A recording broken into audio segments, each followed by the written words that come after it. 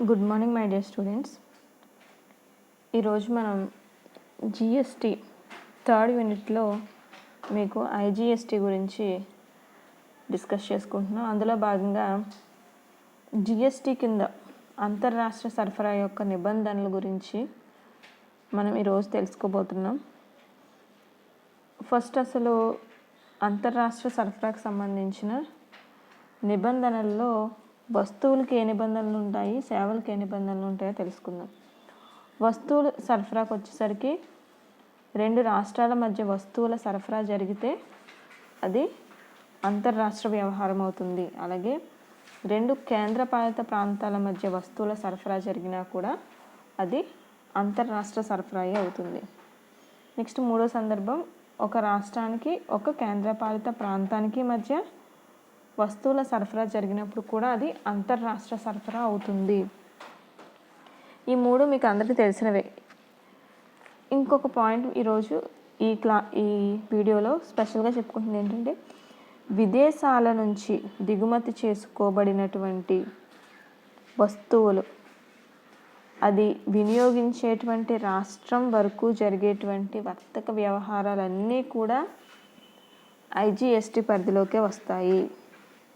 అంటే మనకి ఈ విషయంలో సరఫరా జరిగినటువంటి ప్రదేశం అనేది చాలా ముఖ్యం. విదేశాల నుంచి దిగుమతి చేసుకున్నటువంటి వస్తువుల విషయంలో వస్తువుల గురించి మాట్లాడుకుంటున్నాం మనం. సో ఈ వస్తువుల విషయంలో వినియోగించేటువంటి రాష్ట్రం ఏదైతే ఉంటుందో ఆ రాష్ట్రం వరకు జరిగేటువంటి వ్యవహారాలన్నీ కూడా వర్తక వ్యవహారాలు ఐజిఎస్టీ పరిధిలోకి వస్తాయి. ఇవి వస్తువులకు సంబంధించి. మీరు సేవలకు సంబంధించి అంతర్రాష్ట్ర వ్యవహారాలు అంటే ఏంటి అంటే, రెండు రాష్ట్రాల మధ్య సేవలు సరఫరా జరిగితే అది అంతర్రాష్ట్ర సరఫరా అవుతుంది. అలాగే రెండు కేంద్రపాలిత ప్రాంతాల మధ్య సేవల సరఫరా జరిగినా అది అంతర్రాష్ట్ర సరఫరాయే అవుతుంది. నెక్స్ట్ ఒక రాష్ట్రానికి ఒక కేంద్రపాలిత ప్రాంతానికి మధ్య సేవల సరఫరా జరిగినా కూడా అది అంతర్రాష్ట్ర సరఫరా అవుతుంది.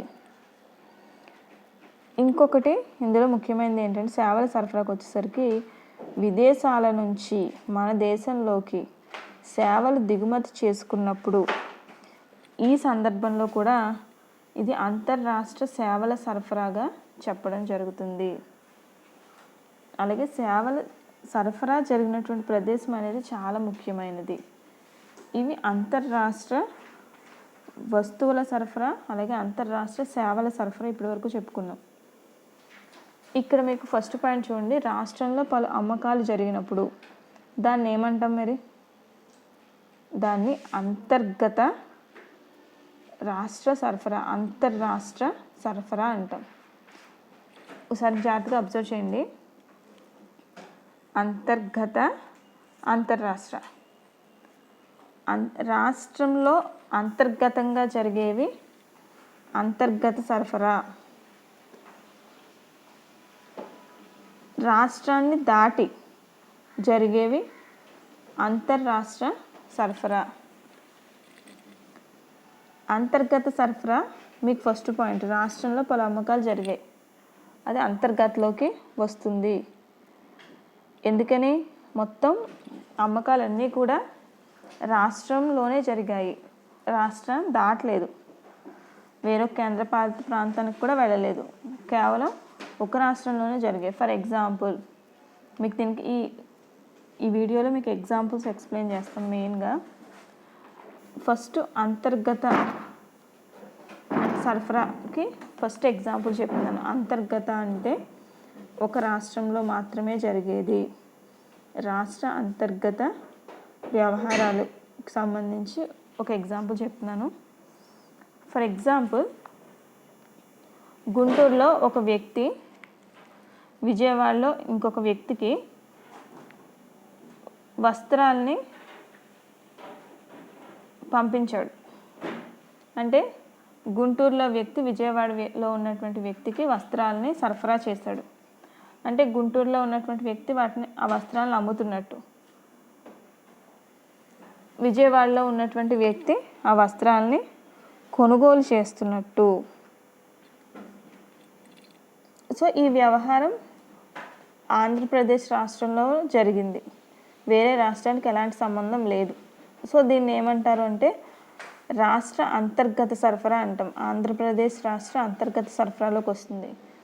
గుంటూరులో ఉన్నటువంటి వ్యక్తి విజయవాడలో ఉన్నటువంటి వ్యక్తికి వస్త్రాన్ని సరఫరా చేసినప్పుడు ఇది అంతర్గత సరఫరా. ఇలాంటి పలు అమ్మకాలు మనకి మన రాష్ట్రంలో జరుగుతాయి, వేరే రాష్ట్రంలో జరుగుతాయి. బట్ ఏ రాష్ట్రంలో అయితే అమ్మకాలు కొనుగోలు అన్ని వ్యవహారాలు ఆ రాష్ట్రంలోనే జరుగుతాయో అది అంతర్గత వ్యవహారం అవుతుంది. అలా కాకుండా అమ్మకాలు కొనుగోలు సంబంధించిన వ్యవహారాలు ఏ ఒక్కటైనా రాష్ట్రం దాటి వేరొక రాష్ట్రానికి కానీ లేదంటే వేరొక కేంద్రపాలిత ప్రాంతానికి కానీ వెళ్తే ఆ సందర్భంలో దాన్ని అంతర్రాష్ట్ర సరఫరా అంటాము. కేవలం ఒకే రాష్ట్రంలో జరిగేవి అంతర్గత రాష్ట్ర సరఫరాలోకి వస్తాయి. ఇంకో కొన్ని సందర్భాలు ఏంటంటే దీనికి ఒక చిన్న మినహాయింపు ఉంది. ఏంటంటే వస్తువుల యొక్క సరఫరా చేసినటువంటి వ్యక్తి మరియు వస్తువుల సరఫరాని పొందినటువంటి వ్యక్తి ఇద్దరూ కూడా ఒకే రాష్ట్రానికి లేదా ఒకే కేంద్రపాలిత ప్రాంతంలో ఉన్నప్పుడు అది రాష్ట్ర అంతర్గత సరఫరా చెప్పుకుంటాం. కానీ ప్రత్యేక ఆర్థిక మండళ్ల మధ్య వస్తు సరఫరాలు జరిగినప్పుడు, అలాగే భారతదేశంలోని దిగుమతులు చేసుకోబడి భారతదేశ కస్టమ్స్ సరిహద్దులు దాటే వరకు జరిగే సరఫరాలు ఇవి అంతర్రాష్ట్రంలోకి వస్తాయి. అలాగే భారతదేశంలో 6 నెలల కన్నా తక్కువ నివాసం ఉన్నటువంటి పర్యాటకులకి చేసేటువంటి వస్తువుల సరఫరా కూడా అంతర్గతలోకి రాదు. సో ఇవి మినహాయింపులు. మిగిలిన అన్ని సందర్భాల్లోనూ కూడా ఒక రాష్ట్రంలోని వ్యక్తి అదే రాష్ట్రానికి చెందినటువంటి వ్యక్తికి అమ్మకాలు కొనుగోళ్ళు అవన్నీ జరిగితే ఇవన్నీ కూడా అంతర్గత సరఫరాలోకి వస్తాయి, రాష్ట్ర అంతర్గత సరఫరాలోకి వస్తాయి. ఇక అంతర్రాష్ట్ర అమ్మకాలు, సెకండ్ పాయింట్. మీకు అంతర్రాష్ట్ర అమ్మకాలు అంటే మీకు ఆల్రెడీ తెలుసు, ఒక రాష్ట్రానికి ఇంకొక రాష్ట్రానికి మధ్య జరిగే వ్యవహారాలు, ఒక రాష్ట్రానికి ఇంకొక కేంద్రపాలిత ప్రాంతానికి మధ్య జరిగే వ్యవహారాలు, అలాగే ఒక కేంద్రపాలిత ప్రాంతానికి ఇంకొక కేంద్రపాలిత ప్రాంతానికి మధ్య జరిగే వ్యవహారాలు, ఇవన్నీ కూడా అంతర్రాష్ట్ర అమ్మకాల్లోకి వస్తాయి. దీనికి ఒక ఉదాహరణ చెప్తాను. ఫర్ ఎగ్జాంపుల్, ఆంధ్రప్రదేశ్లో గుంటూరులో రవి అనేటువంటి ఒక వ్యక్తి ఉన్నాడు. అతను ఆంధ్రప్రదేశ్లోని గుంటూరు జిల్లాకు చెందినటువంటి వ్యక్తి. ఇతను ఏం చేశాడంటే ముంబైకి వస్తువులు సరఫరా చేశాడు. ఇక్కడ ముంబై వేరే రాష్ట్రానికి సంబంధించింది. ఈ రవి అన్న వ్యక్తి ఆంధ్రప్రదేశ్ రాష్ట్రానికి సంబంధించినవాడు. సో ఇక్కడ 2 రాష్ట్రాలు, అటు మహారాష్ట్ర ఇటు ఆంధ్రప్రదేశ్, 2 రాష్ట్రాల మధ్య ఈ వ్యవహారం జరిగింది కాబట్టి దీన్ని అంతర్రాష్ట్ర అమ్మకాలుగా చెప్పుకోవచ్చు. ఇవి మీకు అంతర్గత వస్తువుల సరఫరా, సేవల సరఫరా, అలాగే అంతర్రాష్ట్ర వస్తువుల సరఫరా, సేవల సరఫరాకు సంబంధించినటువంటి నిబంధనలు. Thank you.